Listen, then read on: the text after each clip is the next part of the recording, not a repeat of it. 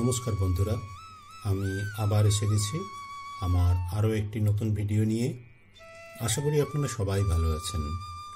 সামনের দিনগুলো আপনাদের খুব সুন্দরভাবে কাটুক, এটাই আমি চাই। চলুন, আজকে আমি আপনাদের সামনে পরিবেশিত করছি বড়িশা রামকৃষ্ণ মঠ। এই বড়িশা রামকৃষ্ণ মঠে আপনাদের আসতে গেলে আপনারা কিভাবে এখানে পৌঁছতে পারেন তা আমি জানিয়ে দিচ্ছি। যারা মেট্রোয় করে আসবেন তাদের নামতে হবে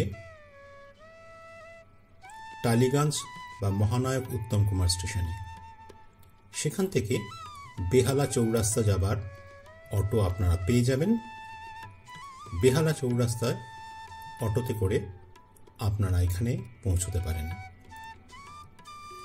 আর যারা ডায়মন্ড হারবার রোড দিয়ে যাচ্ছেন বা আপনারা শিয়ালদা বা হাওড়া থেকে যদি আমতলার দিকে যাবার কোনো বাস ধরেন, সেই আমতলা যাবার জন্যে যে বাস, সেটাই করে আপনারা বেহালা শখের বাজার স্টপেজে নামবেন। সেখান থেকে টালিগঞ্জ মেট্রো স্টেশনে যাবার অটো পাওয়া যায়। সে অটোয় করে বড়িশা রামকৃষ্ণ মঠে যাবার যে রুটটি, সেখানে অটোওয়ালাকে বললে আপনাদের ঠিক মঠের সামনেই নামিয়ে দেবে।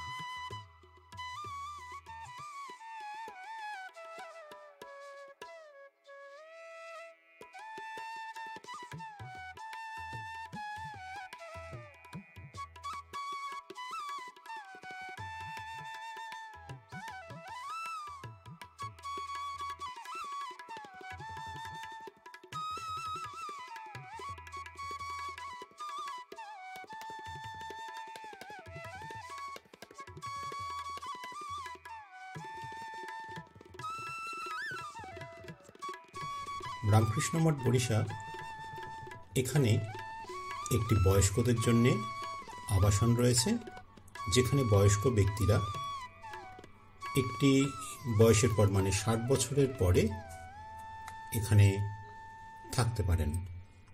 যেসব ভক্ত আধ্যাত্মিক মূল্যবোধে বিশ্বাসী এবং শ্রী রামকৃষ্ণ, শ্রী সারদা দেবী এবং স্বামী বিবেকানন্দের জীবন ও শিক্ষা অধ্যয়ন করেছেন, কিন্তু বৃদ্ধ বয়সে তাদের দেখাশোনা করার কেউ নেই, তারা বয়স্কদের জন্যে গৃহে থাকার জন্য আবেদন করতে পারবেন, যা পরবর্তীকালে আবাসস্থল হিসেবে উল্লেখ করা হবে। এখানে 60 বছর বা তার বেশি বয়সীদের আবেদন গ্রহণ করা হয়, তবে বিশেষ পরিস্থিতিতে ব্যবস্থাপনা কর্তৃপক্ষ এই নিয়ম শিথিল করবার অধিকার সংরক্ষণ করেছেন।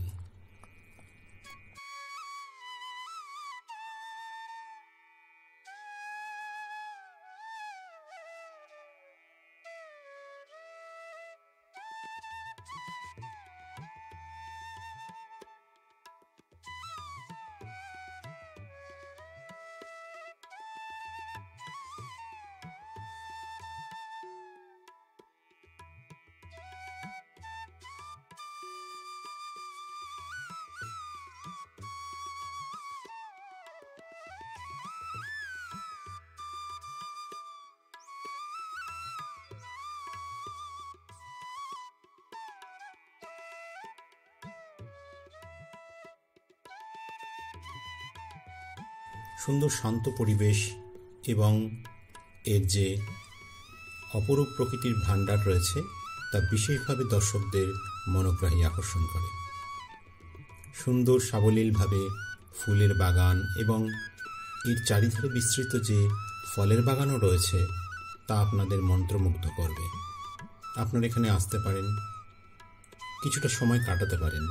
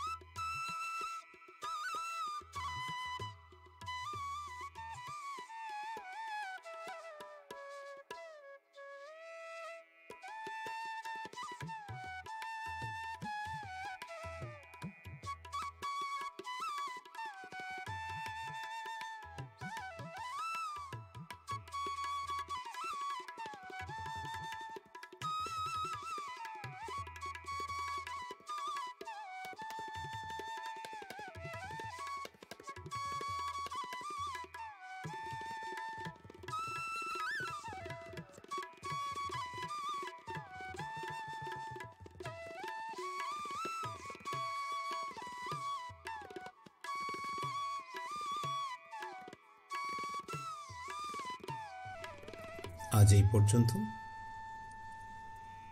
আবার দেখা হবে আপনাদের সাথে নতুন কোনো ভিডিওতে। যারা এখনও আমার চ্যানেলটিকে সাবস্ক্রাইব করে দেননি তারা অবশ্যই সাবস্ক্রাইব করে দেবেন এবং নোটিফিকেশন বেলটি অন করে দেবেন, যাতে আমার নতুন কোনো ভিডিও এলে তা আপনাদের সামনে পরিবেশিত হতে পারে। আজ এই পর্যন্ত, আবারও দেখা হবে আপনাদের সাথে। ধন্যবাদ।